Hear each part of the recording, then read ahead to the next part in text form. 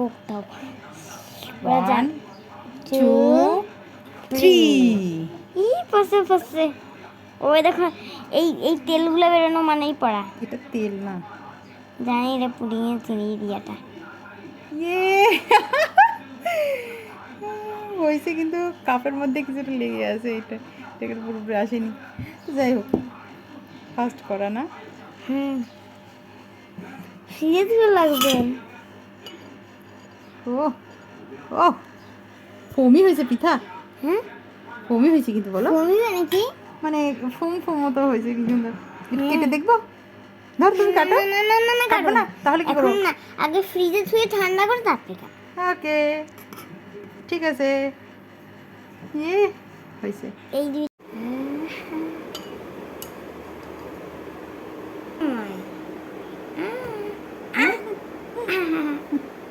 ঠিক আছে, এবার একটা চামচ নিয়ে এসে খেয়ে দেবে কেমন হলো।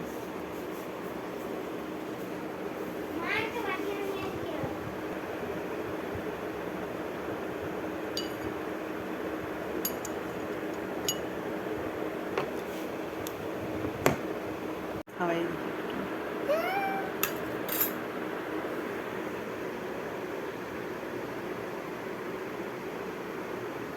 তুমি খাও এবার।